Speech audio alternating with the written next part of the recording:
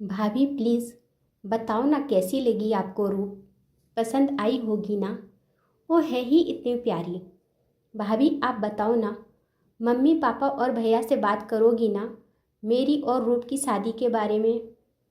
नीता के देवर अमर ने पूछा तो नीता बोली, सच में देवर जी, बहुत अच्छी लगी मुझे आपकी पसंद। अब तो रूप को ही बनाकर लाऊंगी अपनी देवरानी। वादा है आपसे, आप बेफिक्र हो जाओ। आपके भाई और मम्मी पापा जी को मनाने का काम मेरा। लेकिन अभी कुछ दिन रुक जाओ, सोनम जीजी की ननद की शादी हो जाए, आपके भैया आ जाएं, तब उनके सामने सबसे बात करूंगी। भाभी सच में आप दुनिया की सबसे प्यारी भाभी हैं। सच कहते हैं लोग, भाभी माँ का रूप होती है। आप मेरी भाभी ही नहीं, सबसे अच्छी दोस्त भी हो। अमर ने खुशी से झूमते हुए कहा। अमर अपनी भाभी नीता से अपने दिल की हर बात कह लेता था। दोनों हम उम्र थे तो दोनों की अच्छी बनती थी। अमर के भैया अमित रेलवे में सरकारी नौकरी करते थे तो दूसरे शहर में रहते थे। पहले तो नीता भी वहीं रहती थी, लेकिन अभी 6 महीने से अपने सास ससुर के साथ रह रही थी। 2 महीने पहले ही उसने एक प्यारे से बेटे को जन्म दिया था। नीता सोच रही थी सोनम जीजी की ननद की शादी पर जब अमित आएंगे तो उनके साथ चली जाएगी। अब तो उसने माँ जी से सीख लिया है कि बच्चे को कैसे संभालना है। और अमित भी तो बेचारे 6 महीने से अकेले ही एडजस्ट कर रहे हैं। अमर, तेरे भैया का फ़ोन आया है, उसकी गाड़ी 1 घंटे में स्टेशन पहुंच जाएगी। मोटरसाइकिल ले जा और बुला ला उसे। शाम को सोनम के ससुराल के लिए निकलना है तुम तीनों को। अमर की माँ ने कहा। अरे माँ, आप और पापा भी चलना। कितना कहा है दीदी की सास ने आप दोनों को लाने के लिए। अरे छोरा, दिमाग तो ठीक है। बेटी के घर का पानी भी पियो तो नर्क मिलता है, और तू अपने माँ बाप को शादी में ले जा रहा है अपनी बहन के ससुराल। नीता की बुआ सास सुषमा देवी ने कहा। सुषमा जी पुराने ख्यालात की महिला थी, घर की सबसे बड़ी थी। घर में उनकी बात कोई नहीं टालता था। अमर के पापा को उन्होंने ही पाल पोस कर बड़ा किया था। बहुत ही छोटे थे जब उनकी माँ का देहांत हो गया था। नीता तैयारी कर रही थी, शाम को ननद के यहाँ जाना था।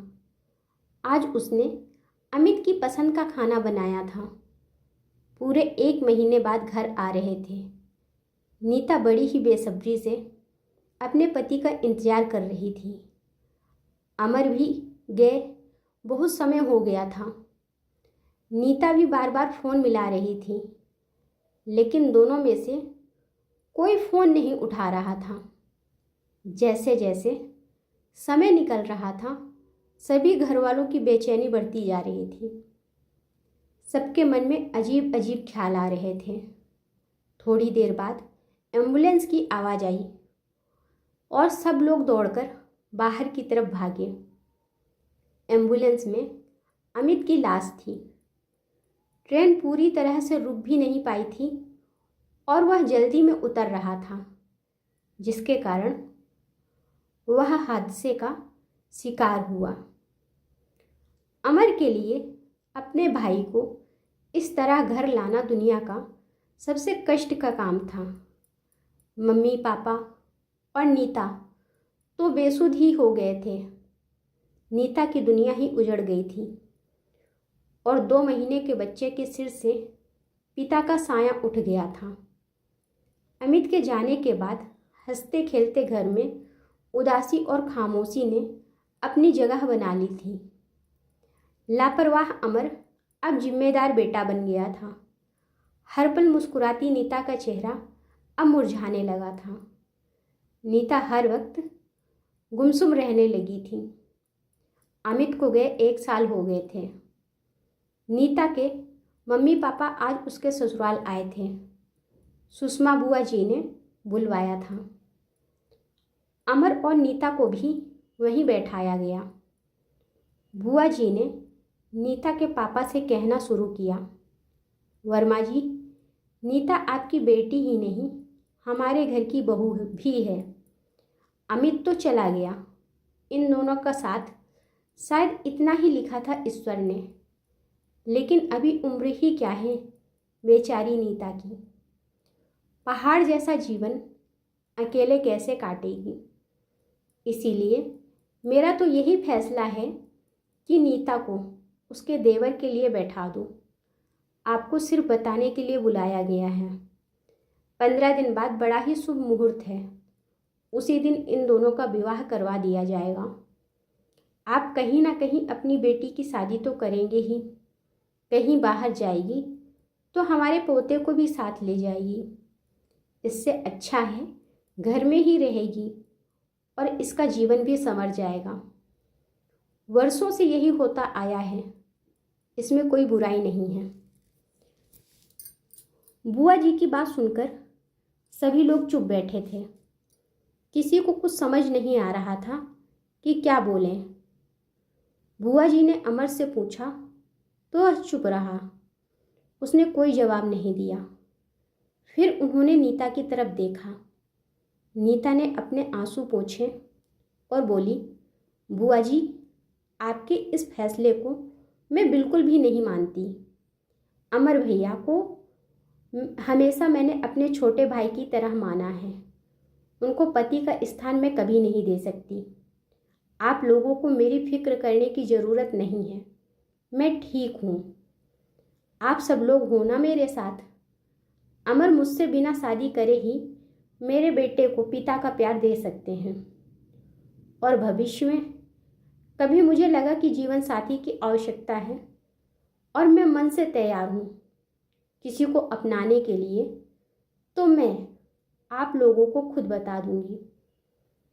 फिर उसने अपने सास ससुर से कहा, मम्मी जी, पापा जी, अमर भैया की शादी 15 दिन बाद उसी शुभ मुहूर्त में होगी, उस लड़की के साथ जिसे वह पसंद करते हैं।